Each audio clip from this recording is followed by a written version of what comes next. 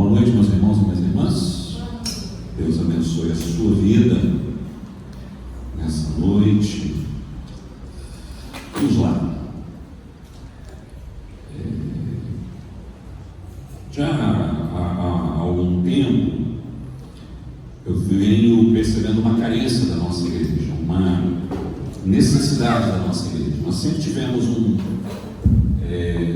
fluxo grande de pessoas aqui, de pessoas nos visitando, que chegam, que visitam, de pessoas que muitas vezes chegam, se convertem.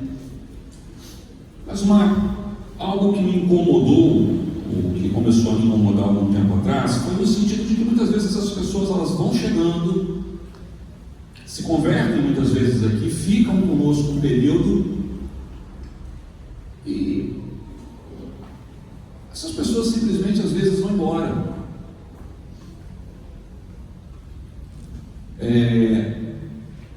A nossa igreja aqui, ela nunca teve dificuldade em acolher. Nós somos bons acolhedores, nós acolhemos bem as pessoas. As pessoas normalmente que chegam aqui, a grande maioria se sente bem-vinda. A questão é o depois. Isso veio já há um tempo me incomodando, essa questão da igreja. Às vezes eu percebo que a igreja está, obviamente, meus irmãos, que ao longo desse período que estou aqui, a igreja ela cresceu, ela saiu de um contexto, de uma realidade, viveu alguns marcos aqui. Hoje nós temos um contexto de gente bem diferente da que nós tínhamos aqui no início, mas ainda assim eu percebia e percebo às vezes que a igreja ela começa a ganhar um corpo, começa a crescer um pouco mais, começa a chegar mais gente, mas daqui a pouco, sabe aquela coisa do bolo que está lá no forno, e ele sobe, você olha e diz: nosso Deus, esse bolo vai ficar power. E quando você vira as costas, ou você abre o forno assim antes do tempo, aquele negócio que parecia que ia virar um croa. E isso sempre me incomodou. Eu, Senhor, preciso de uma estratégia para que isso mude, para que essa história mude, para que as pessoas possam chegar, se converter, ter um espaço para elas, onde elas vão se envolver, vão participar, vão ser envolvidas e permanecer. Ok, isso foi no primeiro momento. Só que de um tempo para cá,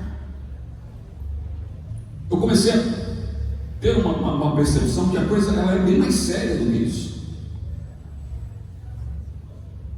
Isso é um ponto? Sim.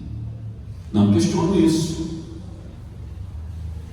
Mas eu comecei a perceber que a questão ela vai muito além de pessoas chegarem nesse local e permanecerem. E isso, eu confesso para você, começou a me incomodar, me incomodou mais ainda. E eu começo a minha fala com essa pergunta, que de um tempo para cá eu tenho feito para mim mesmo. Eu lanço essa pergunta para você, eu lanço essa pergunta para a igreja nessa noite, para nós. Enquanto parte da igreja do Senhor Jesus Cristo em Coronel Fabriciano, enquanto parte do corpo de Cristo em Coronel Fabriciano, somos parte, amém, meus irmãos? Tem aí, o corpo de Cristo está espalhado aí por essa terra, por essa cidade, mas nós somos parte desse corpo. E dentro desse contexto, enquanto parte da igreja do Senhor em Coronel Fabriciano, eu me perguntei o que eu tenho feito em prol do reino de Deus e do governo de Deus. Porque a questão ela é muito mais do que pessoas chegarem, permanecerem. Eu comecei a entender que a questão ela tem mais do que isso, ela vai muito além disso. Ela tem a ver com o reino de Deus, ela tem a ver com o governo de Deus. Percebe a diferença? É algo muito maior, gente.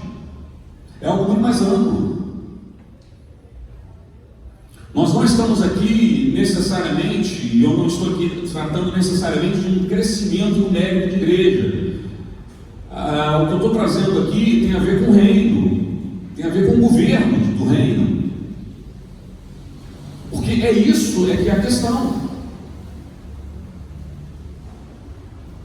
O que nós temos feito, o que você tem feito em prol do reino e do governo do reino? Está com Bíblia aí? Quem está com Bíblia na mão aí?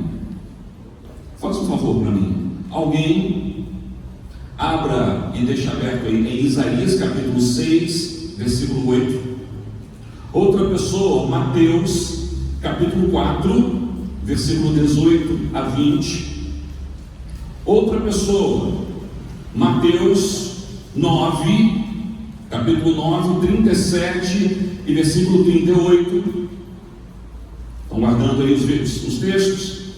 Outra pessoa, Mateus 28, do versículo 18 ao 20. Ok?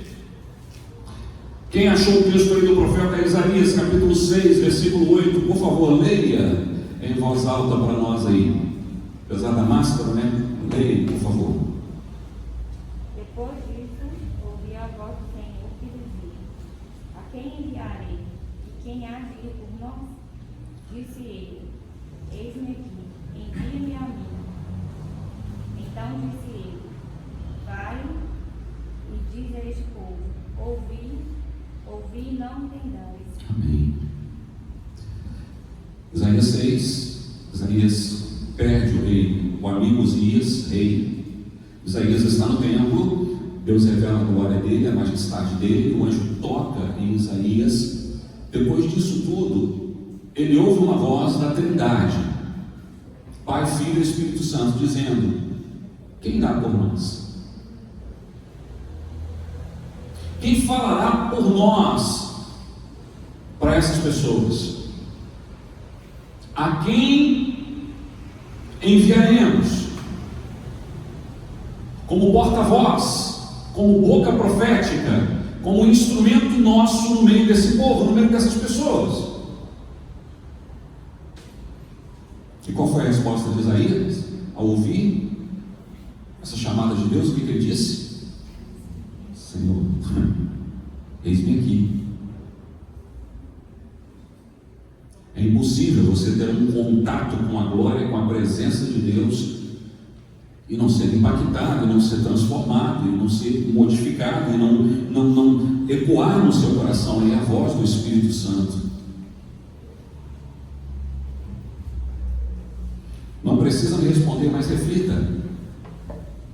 Qual a resposta que você tem dado para a Trindade hoje? Qual a resposta que nós estamos dando para a Trindade? Porque a voz continua ecoando. A quem enviarei? Quem irá por nós?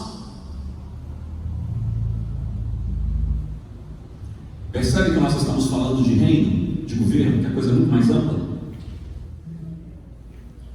Qual tem sido a nossa resposta? Qual tem sido a sua resposta para a voz da Trindade? Mateus 4, 18 a 20, quem achou, por favor, leia.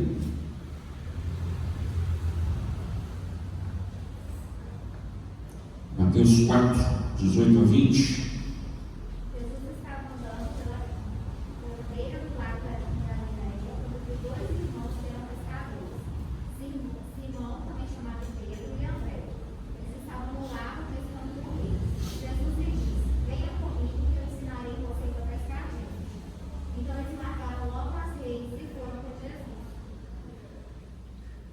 Jesus disse: deixe as redes, me sigam, e eu vou ensinar a vocês um modo, um método de pescaria diferente daquele que vocês praticaram até hoje. Eu vou ensinar vocês a serem pescadores de vidas, pescadores de almas, pescadores de gente, de homens, como dizem aí algumas traduções. Há uma chamada de Jesus a se comprometer com Ele, há uma chamada de Jesus ao discipulado, a seguir a Ele, a seguir os passos dele, e a não só seguir, aprender, mas também, meus irmãos, no sentido de se tornar um pescador de almas, de vidas. Qual tem sido a nossa resposta para o vinde de Jesus, apóstolo? Qual tem sido a nossa resposta, a sua resposta para essa declaração de Jesus dizendo: olha, eu quero ensinar você a ser um pescador de almas?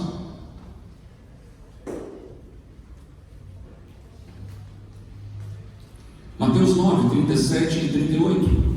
Quem achou, por favor, leia. Então disse aos seus discípulos: a seara é realmente grande, mas poucos são os ceifeiros.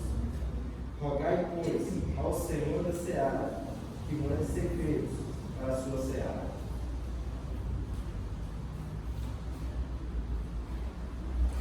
A seara é grande? Do que Jesus está falando aqui, gente? Jesus está falando de reino. Jesus está falando do governo dele. Jesus está falando que há um povo que precisa ser alcançado para esse reino. Há um povo que precisa ser alcançado para viver debaixo do governo dele. E ele está dizendo: olha, é preciso que vocês orem para que embaixadores, para que pessoas do reino possam ser esses arautos, possam ser aqueles que vão colher o trigo que já está maduro no campo. Duas questões aqui. Primeiro, nós temos orado nesse sentido, dizendo: Senhor, levanta ceifeiros. Às vezes nós olhamos para esse texto, meus irmãos, nós falamos de campo, nós levamos isso aqui muito para o campo de missões, fora. Ok, amém, mas isso se aplica ao nosso contexto, gente.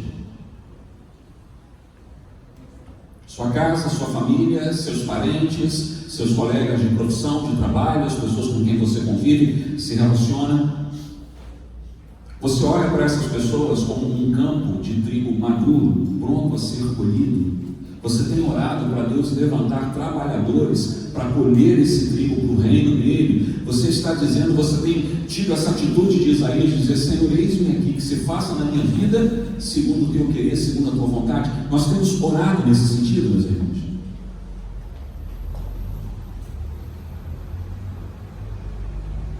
Mateus 28, 18 a 20, quem abriu, por favor?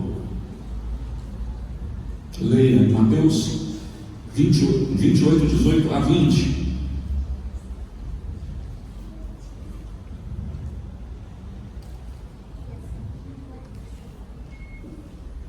Achou aí? Então Jesus aproximou-se deles e disse: foi-me dado toda a autoridade no céu e na terra. Portanto, vão e façam discípulos de todas as nações, batizando-nos em nome do Pai e do Filho e do Espírito Santo, ensinando-nos a obedecer a tudo que lhes ordenei.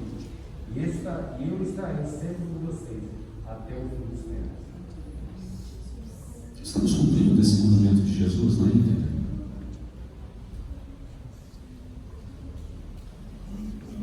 Estamos vivendo essa verdade do reino que Jesus deixou para nós? Porque isso é uma ordem. Entenda, gente. Às vezes nós temos essa característica de querer transferir para o missionário, para o evangelista, para o pastor, para o irmão que faz trabalho evangelístico. Mas essa ordem, ela não foi dada para um número específico de pessoas na igreja. Essa ordem foi dada para você e para mim, para todos nós.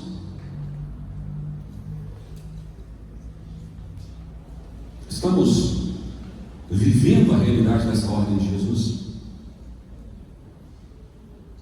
Lucas 15, 10, não preciso abrir, eu vou citar aqui. Jesus, quando ele fala ali, nós temos 3 parábolas em Lucas capítulo 15, a parábola da ovelha perdida, da dracma perdida e do filho que se perde. Tá? E dentro daquele contexto ali, Jesus, no versículo 10, ele diz o seguinte, que a festa nos céus, quando um pecador se arrepende. Falei isso aqui outro dia, Você já imaginou como é que deve ser uma festa no céu, gente?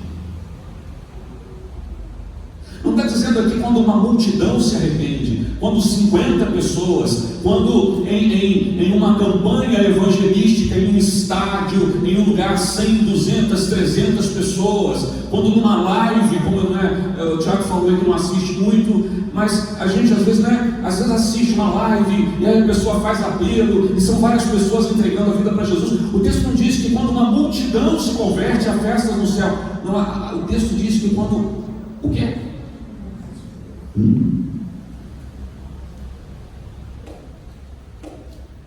Perceba aí que nós saímos da esfera do macro para o micro.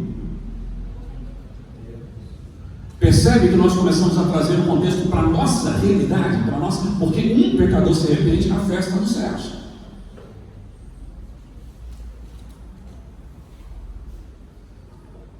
Então Jesus está falando com você e comigo. Então Jesus está falando que quando você fala do Evangelho para alguém, quando essa pessoa é alcançada e salva, a festa dos céus.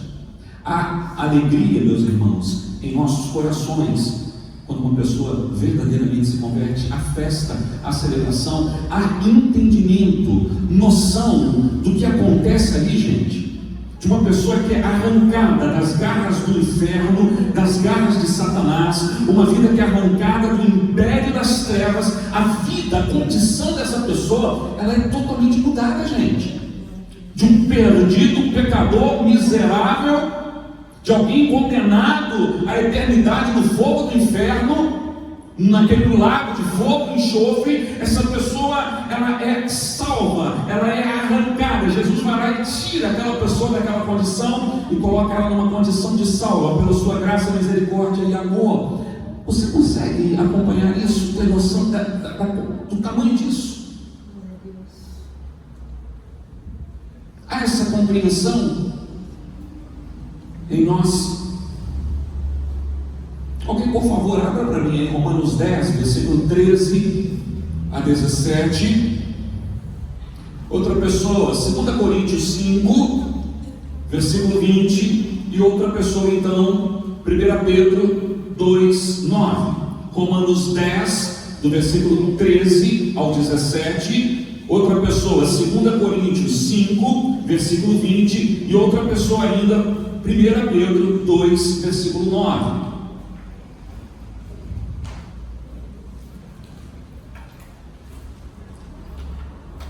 Por favor, quem achou Romanos aí 10, do versículo 13 ao 17, por favor, leia para nós.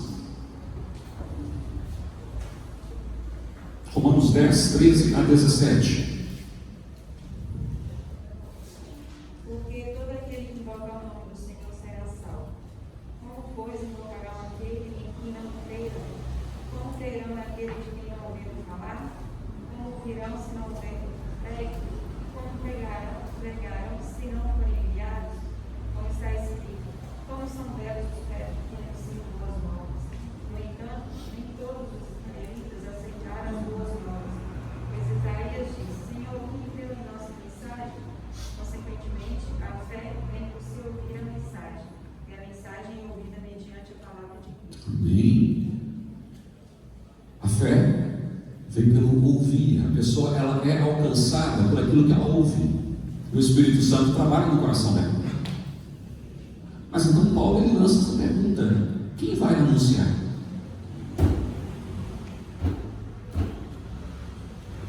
Quem vai falar para essas pessoas? Mostrar para elas os princípios do reino, como se tornar um cidadão do reino. Como ouvirão se não há quem fale? Estamos falando, estamos anunciando o Evangelho.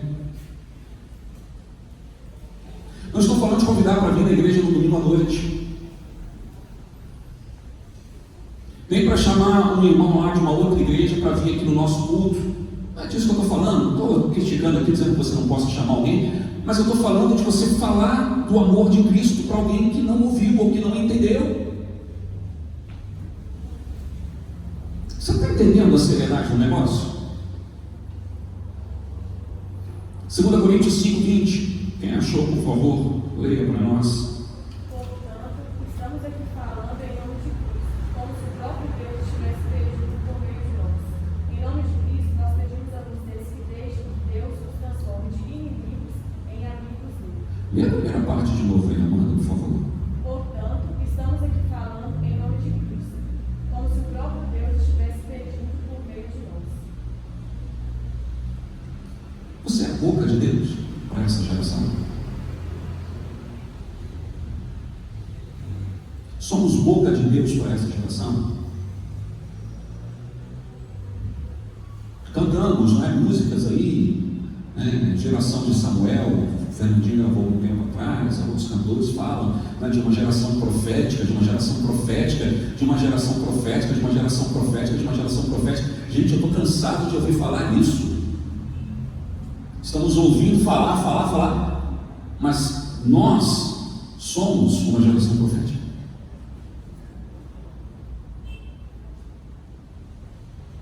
Somos embaixadores do reino.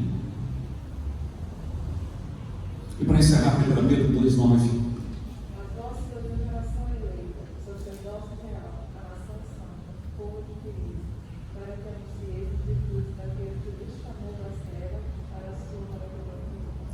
Percebam, vós sois raça eleita, povo de propriedade exclusiva de Deus, sacerdócios na real, povo escolhido para proclamar o quê? As verdades do Evangelho. Veja que Pedro aqui, ele aponta para nós, isso não como um fardo, gente, isso não como um peso, mas ele aponta essa realidade para nós como um privilégio. Em outro momento, Pedro, tratando de um assunto aqui dentro desse mesmo contexto, ele fala a respeito dos anjos, que eles anelam, que eles desejam ansiosamente anunciar as verdades do Evangelho, mas essa missão não foi otorgada a eles, essa missão foi otorgada a quem? A igreja. Estamos vivendo isso.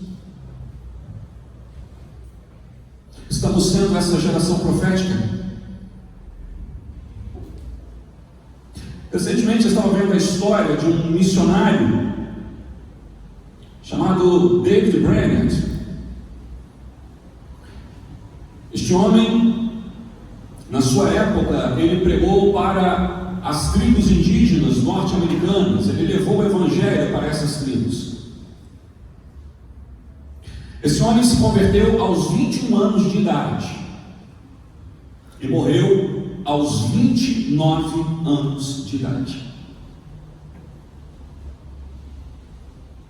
E para resumir a vida, a história desse homem, eu vou ler aqui uma declaração dele, que ele fez em uma de suas orações, quando ele disse: Senhor, tenho necessidade de comer, beber e dormir sim, mas se não me der almas, não viverei.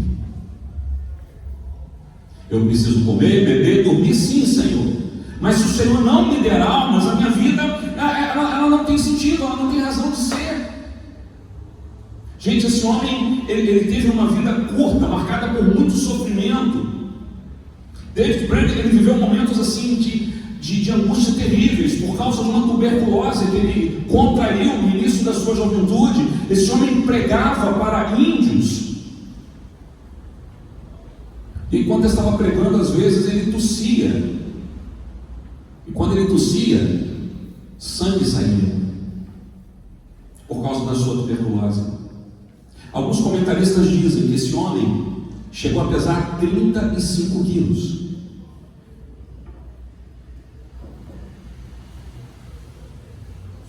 Mas mesmo no auge da sua enfermidade, no auge do seu sofrimento, no auge das suas limitações em função da sua enfermidade, dos problemas que essa enfermidade gerava nele, David Brainerd tinha esse coração.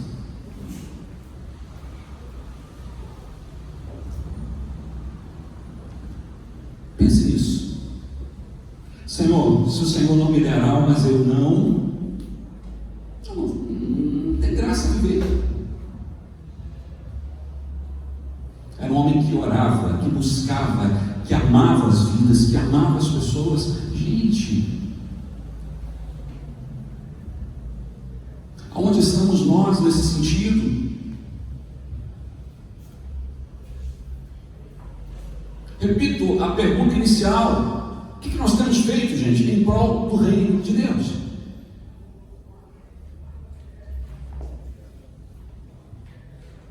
Quantas vidas você ganhou para Jesus nesse último ano?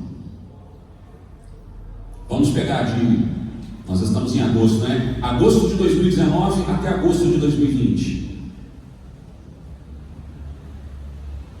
Para quantas vidas você, repito, não é para você convidar para vir à igreja não, tá? Mas que você pregou o Evangelho, que você falou de Jesus, que você orou por aquela pessoa, que você investiu tempo no vida daquela pessoa, que você se dedicou àquela pessoa, que você amou, que você pagou um preço por ela de oração, de pregar o amor de Cristo. Quantas pessoas neste último ano foram salvas através da sua vida?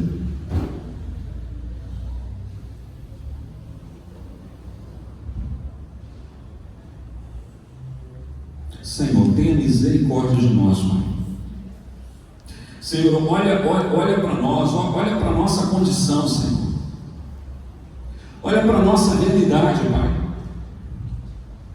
Senhor, vivemos num contexto de reino, de evangelho focado em tantas coisas, ó Deus, que prega, que ensina tantas coisas, meu Deus, mas aquilo que realmente importa muitas vezes não é falado, não é anunciado. Senhor, muitas vezes nós estamos vendo pessoas morrendo em nosso redor e não estamos fazendo nada, Senhor. Estamos vendo pessoas se perderem, Senhor, morrerem. Meu Deus, o que nós temos feito, Senhor? Senhor, desperta-nos. Desperta-nos, Senhor. Desperta-nos nessa noite, Pai. Desperta-nos, Senhor, para a Tua voz, para a Tua chamada, porque ela continua ecoando hoje, Pai. E essa voz, essa chamada, ela não é para um, para dois, ela é para todos nós, Senhor. Desperta-nos, Senhor. Desperta-nos, Senhor.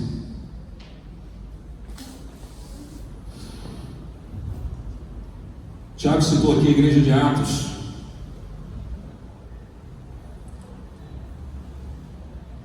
E Atos dos Apóstolos, como modelo, padrão de igreja, é o que nós temos.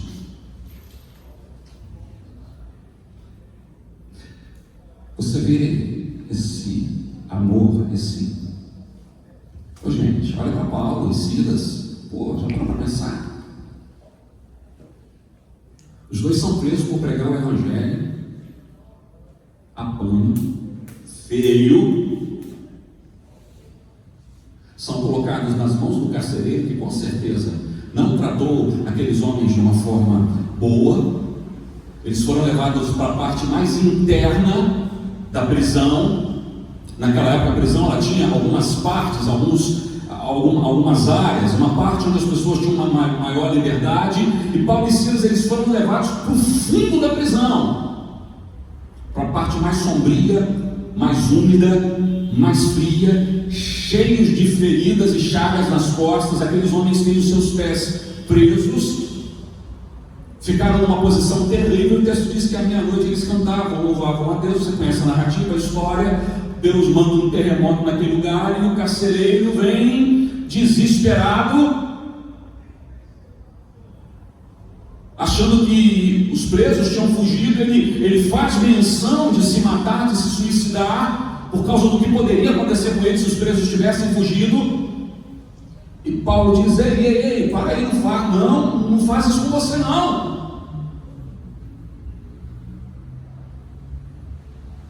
E aqueles homens arrebentados, machucados, depois de viver uma experiência traumática, terrível, por causa do Evangelho,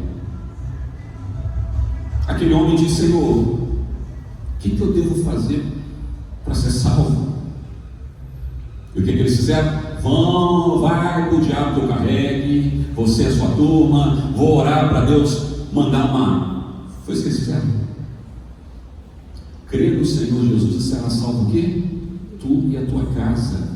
Ô gente, Peraí, aqueles homens, eles vão para a casa daquele homem. E antes, é interessante que antes daquele homem tratar deles, Paulo e Silas, eles tratam daquele homem. Aquela família é salva, aquela família é batizada, aquela família tem um encontro com Cristo no meio de uma situação terrível. Peraí. E nós?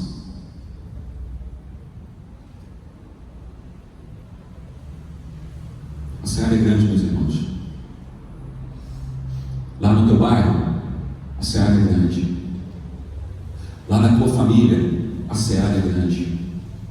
Lá no teu trabalho, na faculdade, no colégio, a seara é grande. Nós precisamos ir até essas pessoas. Nós precisamos chegar até essas pessoas. E aí eu começo a trazer para vocês aqui o modelo de Atos dos Apóstolos. Não vou ler, nós conhecemos bem a passagem. Atos 2, 42 a 47, mostra para nós ali como que a igreja vivia naqueles dias. E um contexto que nos é apresentado ali é o seguinte: que a igreja, ela se reunia tanto no templo quanto nas casas, nos lares. A igreja primitiva, ela se reunia nas casas e no templo. Por que nas casas? Vamos pensar nisso. Quando nós falamos de casa, gente, nós falamos de um contexto de intimidade, nós falamos de um contexto de proximidade, nós estamos falando de um contexto que muitas vezes uma congregação não consegue. A pessoa, às vezes, ela chega num contexto de congregação, de igreja, e ela fica meio perdida, desorientada, ela entra e sai, nós nem percebemos. Agora, numa casa, é diferente. Numa casa, a pessoa, às vezes, ela tem uma liberdade para falar, para pedir oração, para ser discipulada, para ser... enfim. Foi o Tiago que citou isso, nós começando essa questão, não é da igreja que nós vivemos, o contexto que nós vivemos de igreja. A igreja, ela, quando houve a reforma protestante ali em 1500, e graças a Deus pela reforma protestante, amém, meus irmãos? Mas aquela turma que veio ali da reforma, Martinho Lutero, Calvino e tantos outros, eles trouxeram uma herança da igreja católica. Que herança é essa, pastor? A forma de culto, a liturgia,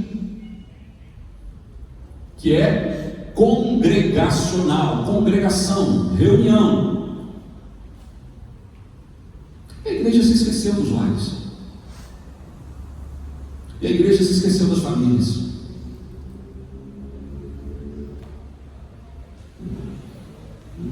Precisamos viver, meus irmãos, um tempo de volta para os nossos lares, para as famílias, para as pessoas próximas, para as pessoas conhecidas. E uma ferramenta que nós podemos usar, algo, um modelo, muito mais do que uma ferramenta, um princípio ensinado em Atos dos Apóstolos, que era extremamente usado por aquela igreja, que funcionou tremendamente, é exatamente esse contexto: congregação, casa.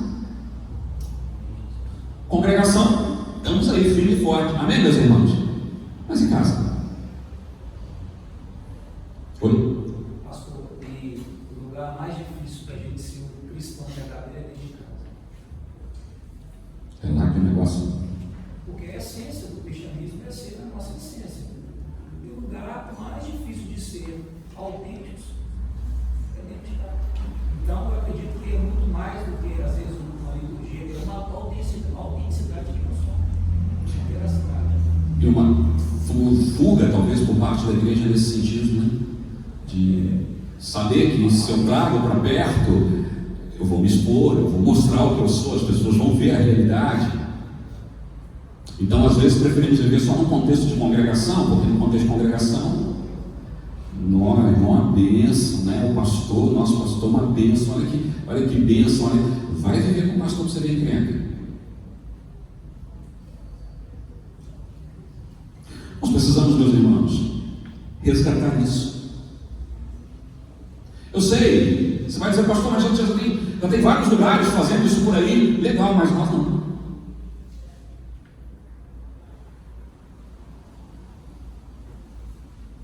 A igreja, ela precisa ir além de suas paredes.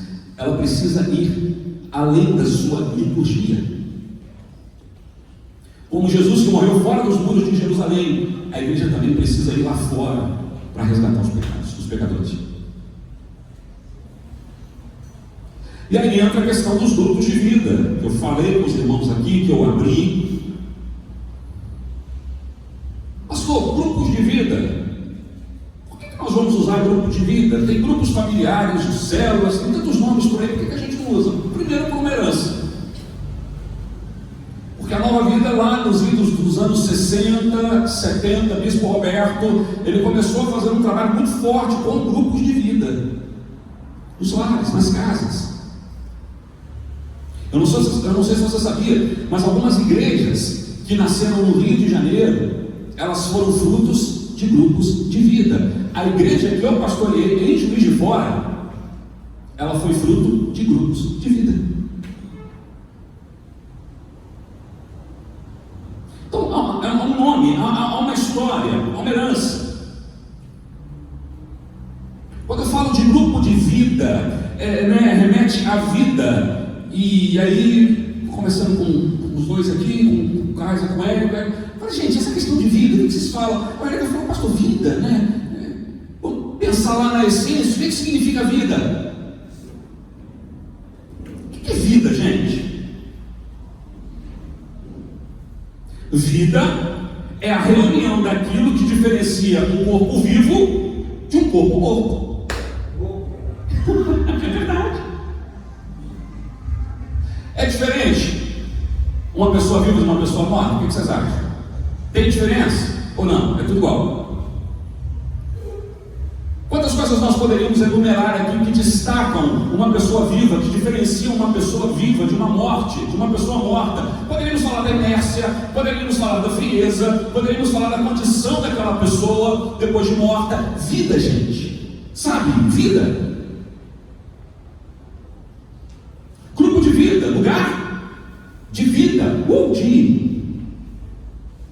de pulsação, de batimento cardíaco, de gente pensando, de gente ministrando, de gente falando. Lugar não é um corpo morto, é um corpo gelado. Um corpo vivo é um corpo, não é aquecido, quente, um lugar quente, um lugar bom, um lugar.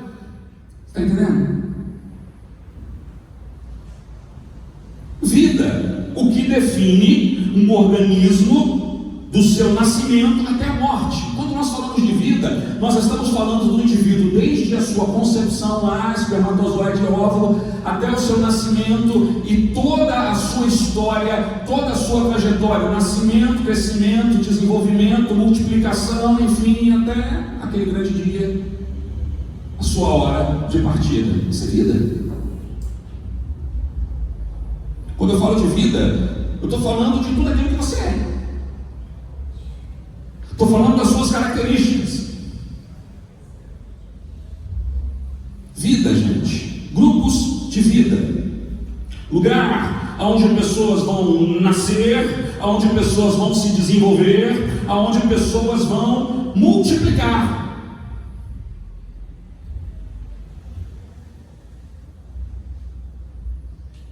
Quais são os objetivos, os propósitos de um grupo de vida? Gente, primeiro, nascimento, obviamente. E aí eu poderia citar aqui, Evangelho de João 3, versículo 1 ao 5, quando Jesus diz, dentre as colocações que ele fala para Nicodemos, ele diz, Nicodemos, você precisa nascer da água e do Espírito. Necessário é que você nasça do alto, Nicodemos, você tem que se converter, você tem que nascer do alto. Você tem que nascer da água e do Espírito. Nascer do Espírito, gente. Aqui, no meu entendimento, está falando de conversão. Nasceu espiritualmente, nasceu para Deus. Não é que voltou para o ventre da mãe, como Nicodemos questionou lá e colocou. Não, nasceu espiritualmente. Sabe aquele dia que você encontrou Jesus na sua vida? Ali você nasceu. Nascer da água e do Espírito. Batismo. Batismo nas águas. Grupo de vida é lugar de nascimento. É lugar de conversão. É espaço, meus irmãos, para nós lançarmos as nossas redes e pescarmos aqueles peixes que o Senhor tem preparado para nós. É lugar de você lançar as redes e trazer para perto aquele seu amigo, aquele seu parente, aquele seu vizinho, aquela pessoa que você convive com ela, que você se relaciona. É lugar para você pescar. Lugar de nascimento, lugar de batismo. Lugar onde esses novos convertidos vão ser preparados. Preparados para quê, pastor? Para passarem pelas águas. Alguém daquele grupo, o líder em treinamento, ou alguém do núcleo ali, já mais experiente, vai colar naquela pessoa.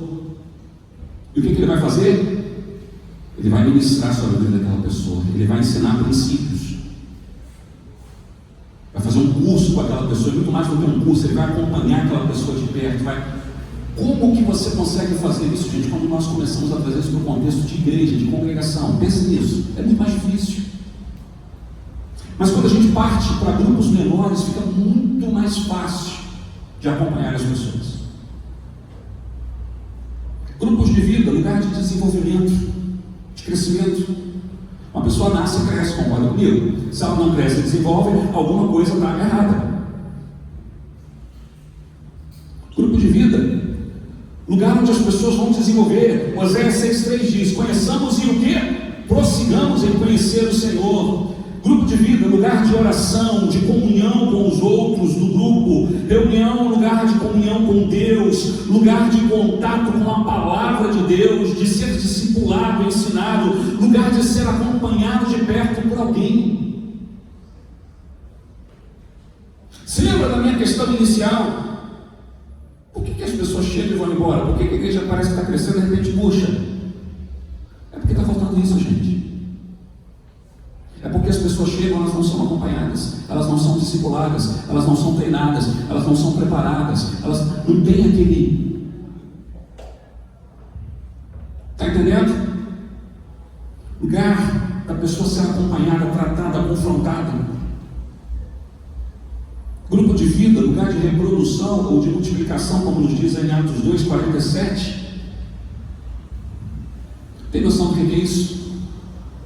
Grupos de vida gerando outros grupos de vida. Líderes desses grupos gerando outros líderes. Olha que benção. Cristãos maduros, edificados e fortalecidos na fé, gerando outros cristãos maduros, fortalecidos e edificados na fé. Percebam, gente, que o que está sendo proposto aqui, o que está sendo apresentado, parte para um princípio de descentralização. Estou falando para você, estou dizendo para você, estou dando para você a oportunidade de nós compartilharmos de autoridade na igreja. Estou falando aqui de partilhar com outros a responsabilidade que muitas vezes fica só nas minhas costas.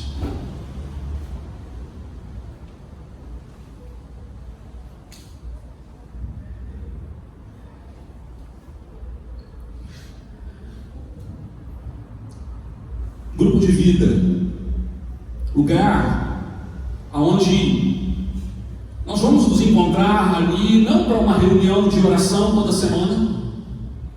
Não que seja problema orar na reunião de oração, tem tempo, tem hora para isso, amém? Lugar que nós vamos nos encontrar não para um estudo bíblico, mesmo porque nós temos reunião de intercessão da igreja, nós temos trabalho de oração, estudo bíblico, nós temos o nosso estudo bíblico aqui domingo de manhã. Então não é lugar de estudo bíblico restrito, fechado, um grupinho, não é lugar só de comunhão, onde as pessoas vão se encontrar para ter ali um bate-papo, um social, um momento ali de...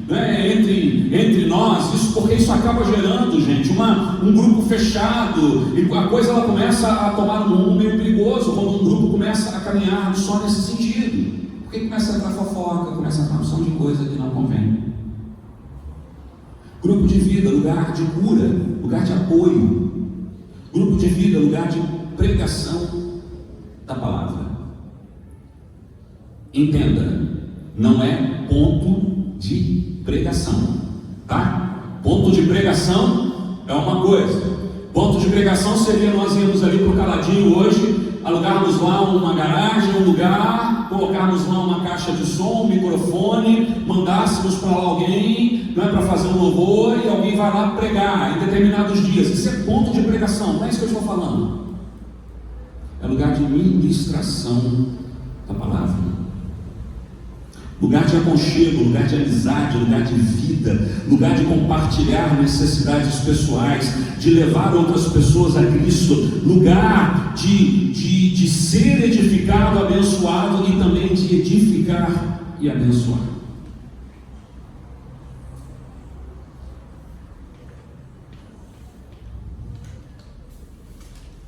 Nós vamos começar a nos preparar para no próximo ano, com a graça de Deus, nós iniciarmos os primeiros grupos de vida aqui na igreja. Amém, meus irmãos?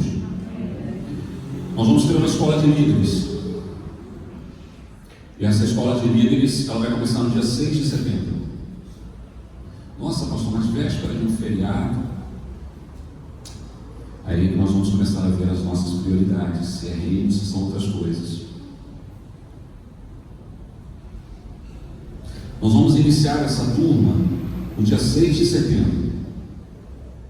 Esse material que a princípio nós estamos usando aqui, meus irmãos, ele é composto de 5 módulos. O primeiro módulo, são 7 lições em cada um dos módulos. O primeiro, ele é voltado para o novo convertido. E nós já temos um material que nós fizemos aí, preparamos, ele precisa de alguns ajustes. Nós vamos acertar algumas coisas nele aí, para aquelas pessoas que depois aos poucos forem chegando nos grupos para elas serem discipuladas. E o último módulo, o 5º módulo, ele é voltado para geração vida, ele é voltado para trabalho com crianças, que já começou aí a esboçar algumas coisas, parou em função dessa pandemia, mas já estou ouvindo falar de cultinho para criança, cultinho evangelístico, então vai ser por aí. Porque se você sabe disso, né? Você alcança a criança, através da criança você pode alcançar a família. Amém? A visão é reino, gente. Os outros 3 módulos, eles são, cada um deles tem 7 lições. O total são 7, 7, 14, 21. 21 lições. Será uma lição por semana. Começando no domingo, dia 6 de setembro, após o término do nosso culto pela manhã, depois da escola dominical, onde nós vamos falar mais a respeito dos grupos, questões de, enfim, nós vamos destrinchar o assunto aqui, tá ok? De forma detalhada. Eu estou dando aqui algumas pinceladas, gente, só para você ter uma noção do que está vindo por aí. Não tem como eu hoje aqui, se eu for ficar trazendo detalhe por detalhe, detalhe por detalhe, nós vamos fazer vigília e, enfim. Esse treinamento, esses módulos, essa escola de líderes, ela tem então 21 lições. Pastor, quem que vai participar dessa escola de líderes? Aquele grupo que nós fizemos lá aquela vez, o grupo de vida, o pastor e os diáconos, o pastor e alguns irmãos da igreja. Essa escola de líderes, ela é aberta para toda a igreja, para quem quiser participar. Pastor, o que eu preciso para participar dessa escola de líderes? Primeiro, ser convertido, amém? Você não vai poder dar uma coisa que você não tem, concorda comigo? Como é que você vai dar a salvação, levar a salvação se você não é salvo? É complicado, né? Segundo, ser batizado. Depois, compromisso. Eu disse para você que cada módulo tem 7 lições. Como que nós vamos fazer? Nesse curso vai ter chamada, gente. Você perdeu uma lição, beleza, por alguma situação, por algum contexto, o que nós vamos fazer? Você vai justificar, E aí depois nós vamos ver alguém que está participando do grupo, participando dos estudos, nós vamos destacar essa pessoa e ela vai repor para você essa lição que você perdeu. Ah, pastor, aí dentro desse mesmo modo, eu perdi mais uma. Já era. Legal, você aguarda a próxima turma, próximo grupo, né? Para você poder começar tudo de novo. Tá certo? Compromisso, gente. Porque nós estamos tratando aqui de algo sério. Nós não estamos tratando aqui de uma estrutura, nós estamos tratando de vidas. Estamos tratando de salvação, você está entendendo? Estamos tratando de reino, estamos tratando de governo, de reino. Nós estamos tratando de vidas entre céu e inferno. E isso é muito sério. E isso precisa ser levado extremamente a sério. Pastor, é obrigatório participar desse curso? Não. Tá bom? Não se sinta obrigado, mas constrangido a participar. Ah, não, vou participar, porque se eu não participar, o pastor vai vir falar comigo. Pode ficar tranquilo, se você não quiser participar, se você não der o seu nome, eu não vou procurar você, eu não vou brigar com você, eu não vou chamar a sua atenção, não vou colocar você de castigo no cantinho, na cadeirinha de pensamento. Pode ficar tranquilo. Tá ok? Prefiro ter 3 pessoas aqui comprometidas com o propósito do que ter 50 sem comprometimento. Você vai continuar a sua vida normal na igreja, vai continuar fazendo o que você faz, trabalhando, servindo, buscando a Deus, enfim. Tá bom? Ninguém é obrigado, gente. Tanto é que aquele grupinho que eu tenho lá, aquele grupo de vida, hoje aquele grupo vai ser eliminado. Agora é Start GV, início de grupo de vida. Agora é quem quiser participar, é para todo mundo. Você vai participar, você vai se envolver. Tá bom, gente? Ninguém aqui é obrigado, você não tem obrigação. Ah, pastor, mas eu já fui de outra igreja que tem um trabalho assim, semelhante. Eu já fiz um curso de liderança lá. Meu irmão, legal, você vai trazer uma experiência tremenda. Mas certas características que talvez você tenha encontrado lá naquele outro lugar, naquela outra igreja, você não vai encontrar aqui. Talvez numa linguagem, numa forma de ser, numa forma de expressar. Ok, meus irmãos? Amém? Quem foi? Olha lá, vigia na terra.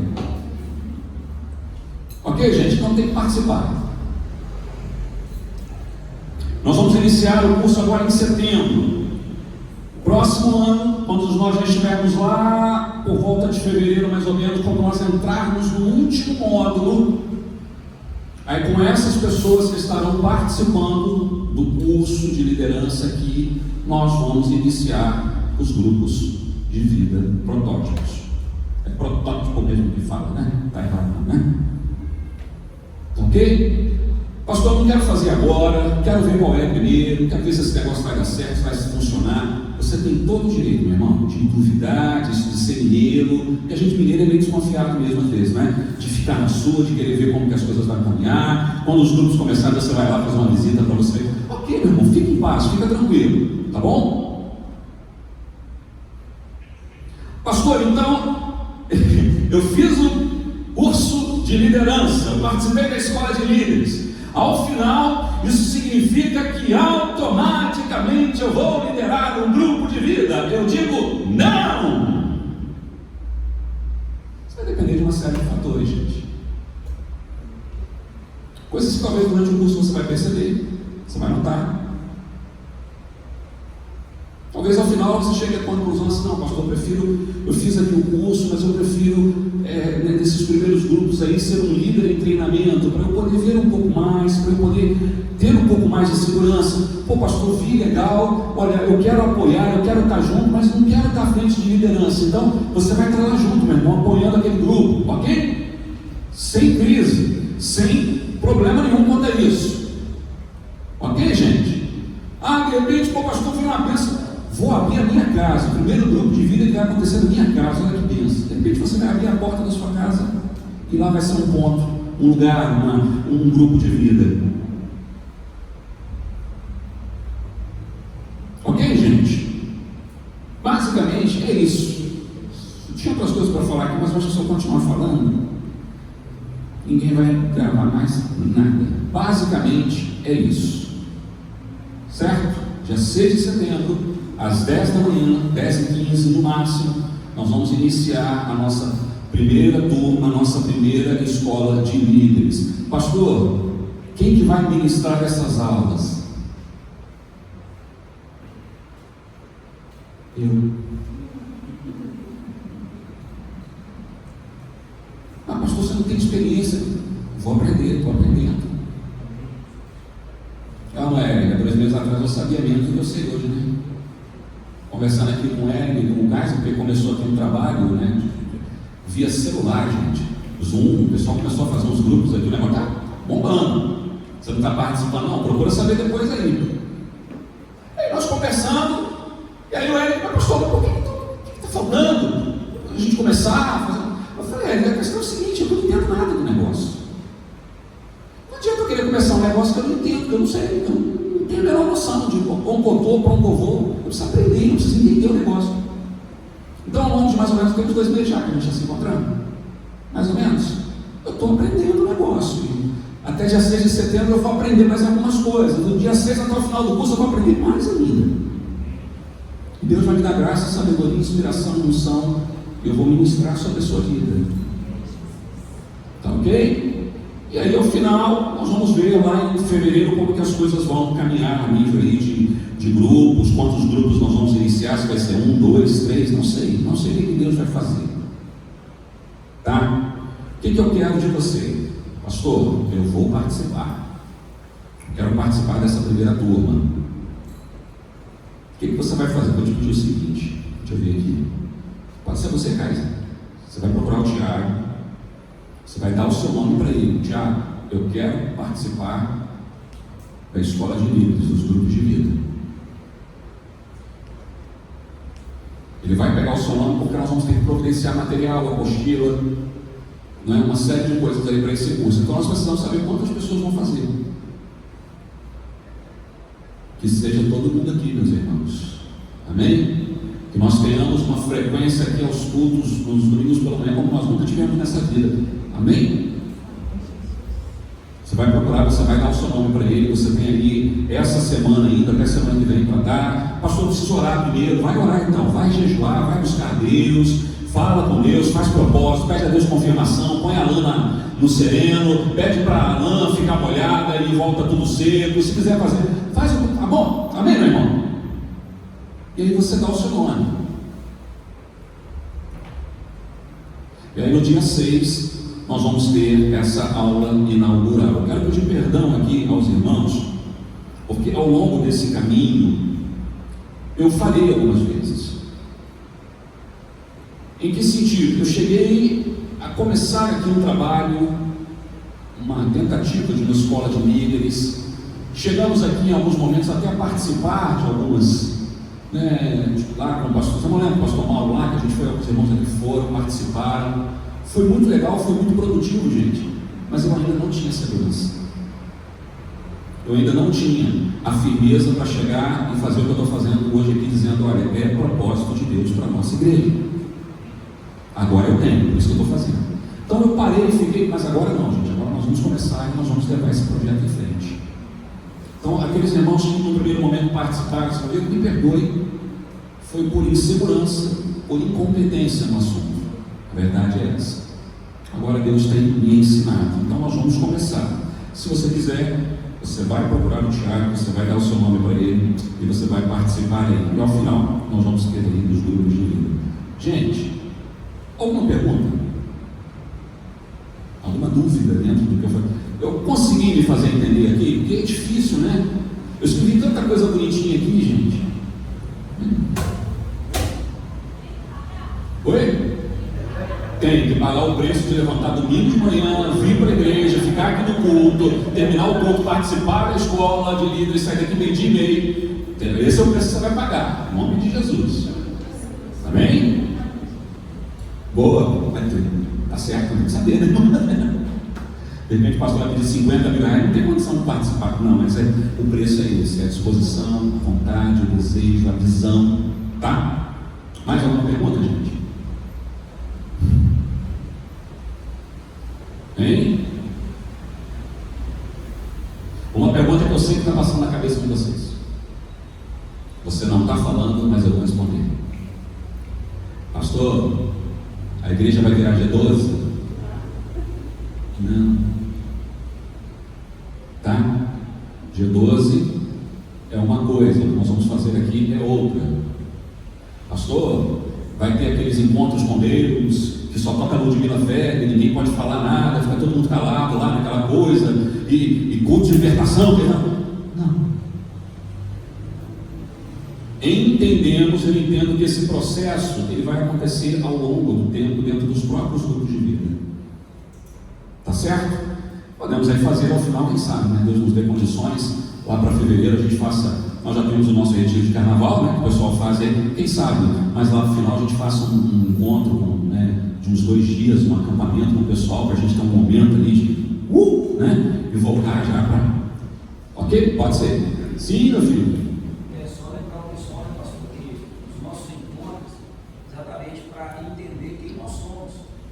Esse projeto bíblico não é um projeto de nenhuma comunidade, é um projeto de Deus para a nossa comunidade. É, pastor, a gente está reunido para conversar sobre as nossas características. Então não é nada de estranheza, porque nós estamos fazendo algo que está dentro da nossa identidade, né, pastor? Não é nada combinado de outro lugar, algo com direção de Deus. Nós estamos encontrando, gente, as nossas características, e em cima das nossas características que nós vamos trabalhar. A nossa igreja ela tem peculiaridades que outras igrejas não têm. Então tem coisa que às vezes deu certo lá na igreja Chamas, mas que aqui praticamente não vai funcionar. Né? Oi? São 21 as missões. Sim. Nós vamos fazer um intervalo no mês de dezembro, Natal, Ano Novo, primeiro férias, né? Igual criança em colégio, então nós vamos ter férias também. E depois nós vamos voltar já até fevereiro, até março, fevereiro mais ou menos. Ok? Mais alguma pergunta, gente? Alguma dúvida? Pergunte agora. Quem vai ser?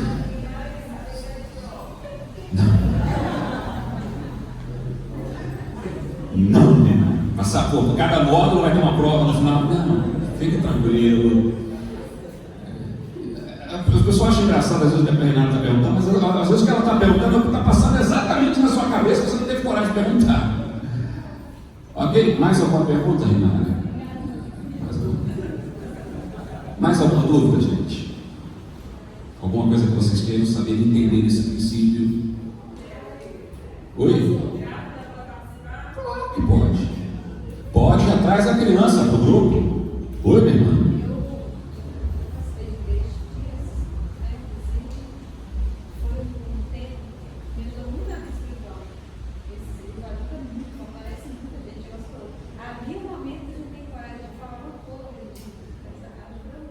Porque às vezes dentro da congregação, às vezes fica mais difícil, né, irmão? Nem sempre dá para encontrar o pastor, nem sempre dá para falar com o pastor. Já pensou, meus irmãos, hoje nós somos 80, 100 pessoas. Já pensou assim, com esse processo aqui, nós chegamos a 500 pessoas, 1000 pessoas, 2 igrejas, 3 igrejas, 4, aí o pastor vai dar conta de todo mundo. Não, e você vai dar conta, meu irmão. Seja a bênção e sal e luz aí nesse lugar. Mas realmente, é uma verdade. Amém, gente? Mais alguma comunicação? Alguma pergunta? Ok. Nós vamos aqui encerrar, mas antes de encerrar, eu pedi ao nosso irmão Eric, que assim como a irmã Magda é uma pessoa que já tem uma experiência muito forte, uma vivência muito forte nesse contexto.